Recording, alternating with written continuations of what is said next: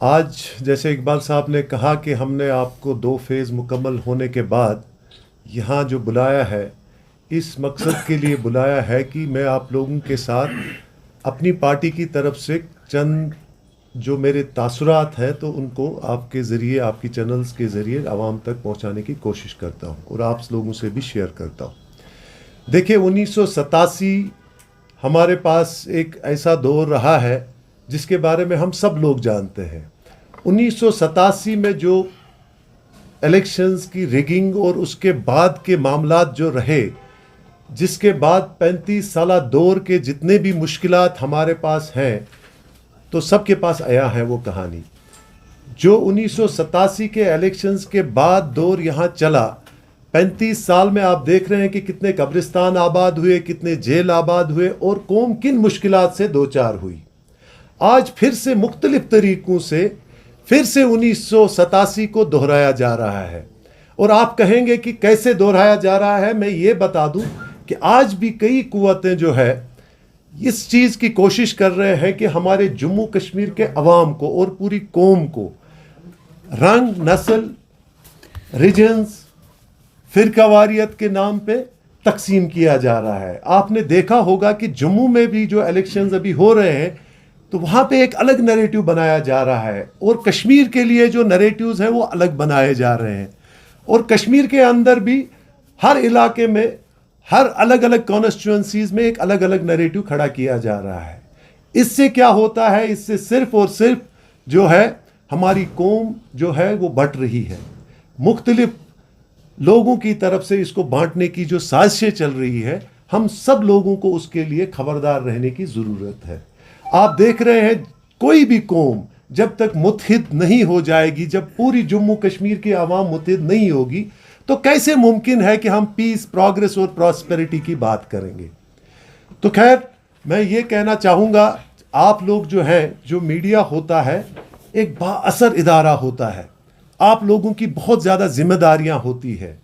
आप लोगों से मेरी गुजारिश है कि आप उन लोगों के आलाइकार बनने के बजाय या मुआविन बनने के बजाय हमारा एक रोल होना चाहिए। आज की डेट में हमें इन सब ताकतों का मुकाबला करना चाहिए जो हमें रंग, नस्ल, मसलक और मैंने कहा कि रीजन्स और रिलीजन्स की बुनियादों पे बांटने की कोशिश कर रहे हैं।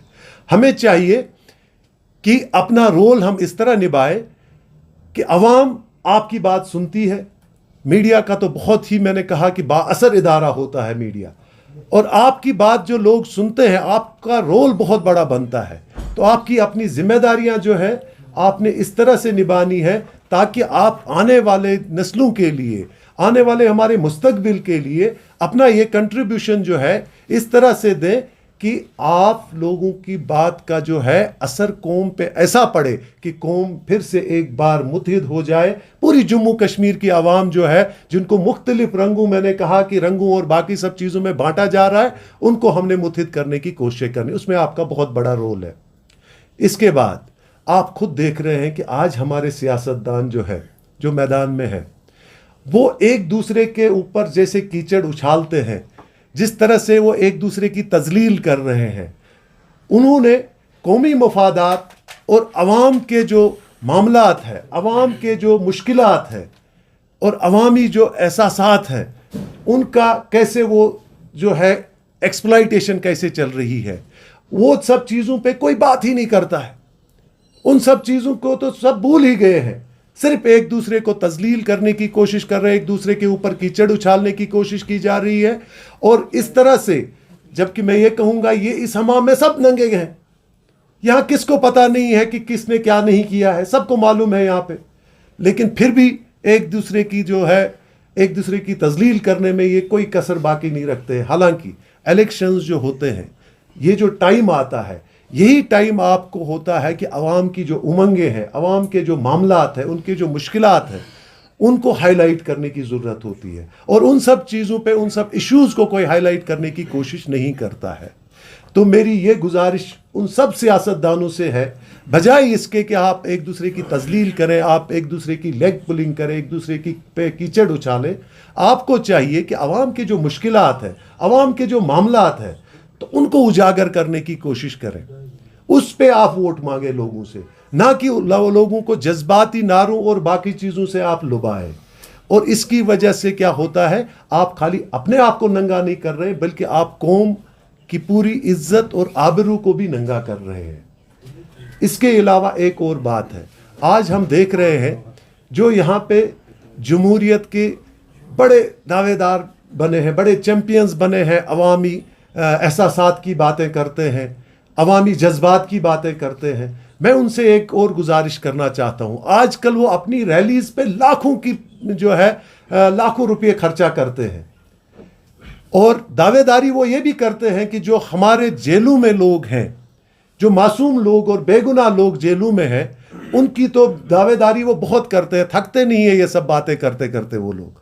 लेकिन क्या वो लोग ये जो रैलियों पे इतना बड़ा पैसा खर्चा करते हैं, क्या उन्होंने कोई वकला की टीम आज तक कॉन्स्टिट्यूट की इस बारे में जो उन मासूम और बेगुनाह लोगों के केसेस के लिए फाइट करे, उनके राइट्स के लिए फाइट करे?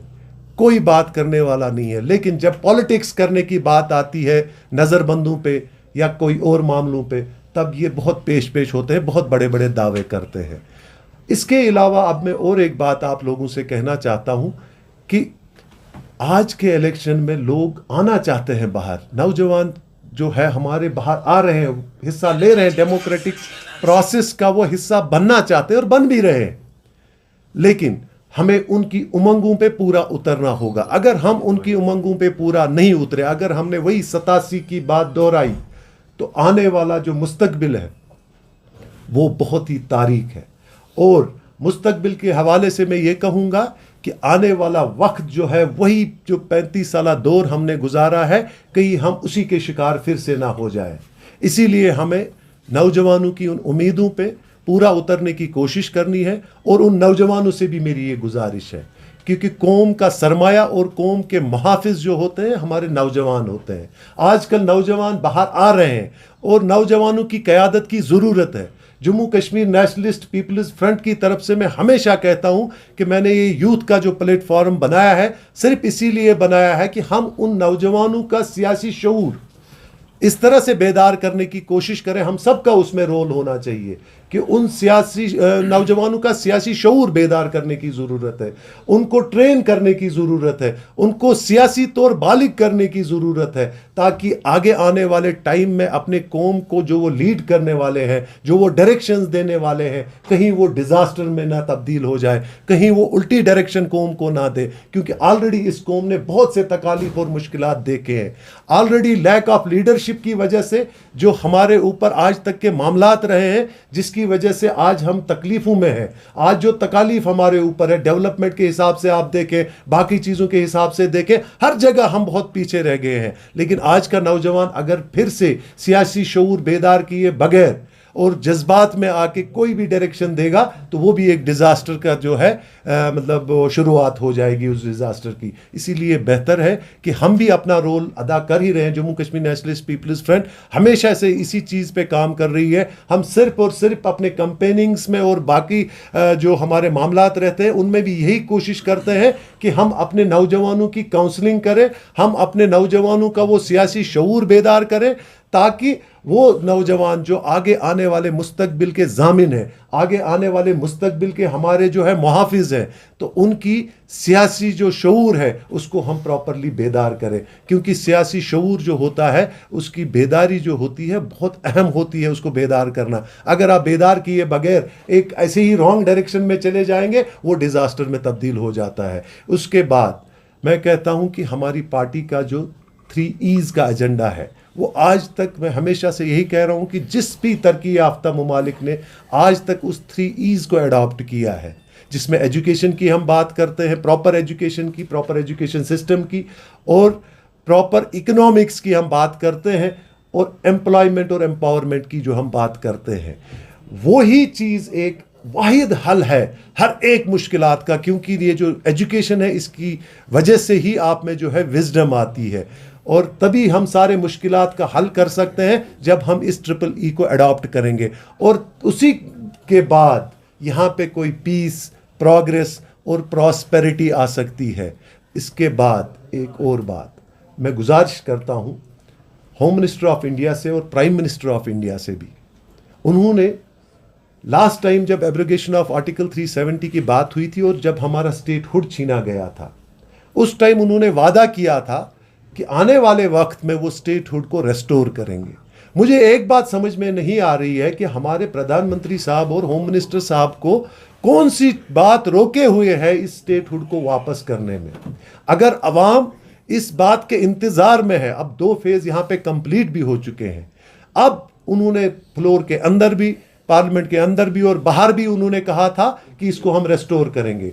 उसकी बहाली के लिए हम उनसे एक बार फिर गुजारिश करेंगे कि उनको इसको बहाल करने में कोई कोताही अब नहीं करनी चाहिए, क्योंकि अवाम की उमंगें जो है इस बात के साथ जुड़ी हुई है। बाकी आखिर में फिर से नौजवानों से एक मेरी यही अपील है कि आप इलेक्शंस में प्रॉपर तरीके से जो हिस्सा ले रहे हैं, आज की बार आप आ रहे हैं बाहर, लेकिन उन्हें भी चाहिए कि जिन बुनियादों पे, जिन मसलकी बुनियादों पे, जिन मजहबी बुनियादों पे, जिन रीजनल बुनियादों पे हमें बांटा जा रहा है, उनको भी इस बारे में होशियार और खबरदार रहने की ज़रूरत है। बाकी मैं आप लोगों का शुक्रिया अदा करता हूं कि आप हमारी बातों को हमेशा आवाम तक पहुंचाने में एक मीडियम बनते हैं और आप ही बेहतर तरीके से इसको पेश कर सकते हैं। बाकी वसलाम, अल्लाह आपको सलाम। साहब, आपने इनिशियली मैं बात की कि यहाँ पर 1987 को फिर से दोहराया जा रहा है, फिर आपने वो बात छेड़ी नहीं अपनी प्रेस कॉन्फ्रेंस में। कैसे ये 1987 को दोहराया जा रहा है? नंबर 1, आपकी बातों से लग रहा है कि तजलील जो यहाँ पर एक दूसरे पर की जा रही है, लेकिन पहेलियों में आपने भी तजलील की बहुत सारी पार्टीज की कि वो कैंपेनिंग चला रहे हैं। ये 2 एक्चुअली अलग अलग सवाल है, इसको कैसे आप डिफेंड कर पाएंगे? देखिए, जहां तक आपका पहला सवाल है, 1987 की बात जो मैंने दोहराई वो मैंने क्लियर तो कर दी है, लेकिन फिर से आपके लिए मैं क्लियर करता हूं। मैं कह रहा हूं कि जैसे 87 में भी उस टाइम 2 रंगों के बारे में कहा गया था कि एक लाल रंग है और एक सब्ज रंग है, 2 रंगों में कौम को बांटा गया था। और आज जो है जम्मू में आप देख रहे हैं कि अलग नैरेटिव चलाया जा रहा है। जम्मू को हिंदुस्तान कहा जा रहा है और कश्मीर के लिए तो कहा जा रहा है कि यहाँ की जो पॉलिटिकल पार्टीज इलेक्शन लड़ रही है ये पाकिस्तान के इशारों पे लड़ रही है, जैसे कि आपने पिछले दिनों में सारे स्टेटमेंट्स आपके पास तो है ही। आज भी हमें बांटा जा रहा है, जम्मू कश्मीर की पूरी आवाम को बांटा जा रहा है। और उसके अलावा आप देखिए, मैंने कहा हर कॉन्स्टिट्यूएंसी में, हर फेज में आपने देखा होगा, नॉर्थ में भी, साउथ में भी और सेंट्रल कश्मीर में भी देखा होगा, मुख्तलिफ नारों से, मजहबी बुनियादों पे, मसलकी बुनियादों पे, रंग नस्ल की बुनियादों पे हमें बांटा जा रहा है। अगर कौम बढ़ती है तो 87 दोहराए जाते हैं, अगर कौम एक हो जाती है तो कोई 87 यहां पे फिर से नहीं दोहराया जाएगा। रही आपके दूसरे सवाल की बात, जो आपने दूसरा सवाल किया था कि तजलील करना, देखिए मैंने आज तक, मेरी पार्टी का और मेरा एक ही ये रहा है, मैंने पहले दिन से कहा है कि हम सबसे गलतियां हुई है।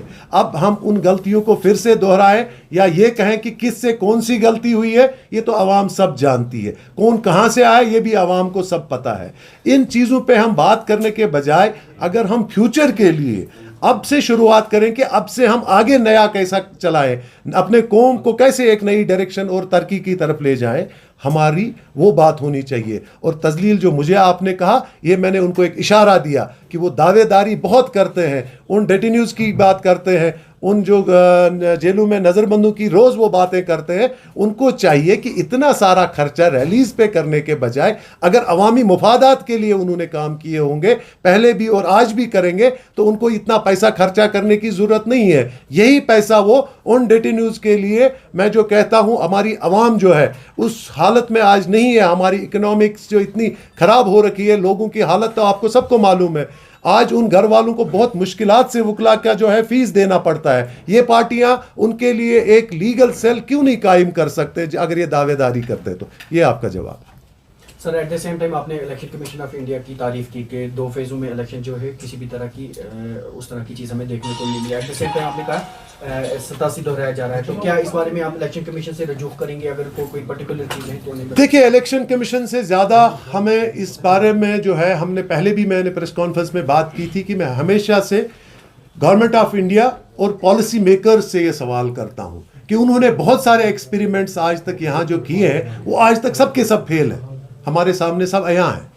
और आज भी वो यही एक्सपेरिमेंट्स फिर से करने जा रहे हैं, फिर से कर रहे हैं। आप खुद देख रहे हैं। मुझे आप ये बताइए, अगर यूएपीए में एक आदमी को रिहा किया जाता है एंट्रीम बेल पे ही सही, उसको डेमोक्रेटिक प्रोसेस का हिस्सा बनने दिया जा रहा है। क्या जो आम वोटर आपका है, जिसके सर पे एफआईआर है, उसको आप आज इलेक्शन की रात जेल में बंद रखेंगे या थाने में बंद रखेंगे, तो क्या उसको हक नहीं बनता? उसके लिए इंसाफ नहीं होना चाहिए? क्या उसके लिए कोई एमनेस्टी नहीं होनी चाहिए कि वो भी इस डेमोक्रेटिक प्रोसेस का हिस्सा बने? तो मेरी हमेशा से गुजारिश ज्यादातर पॉलिसी मेकर से है, क्योंकि पॉलिसीज जो बनती है वो पॉलिसी मेकर बनाते हैं और गवर्नमेंट ऑफ इंडिया जो है उसको इंप्लीमेंट करने में मदद करती है उनकी। Thank you so much.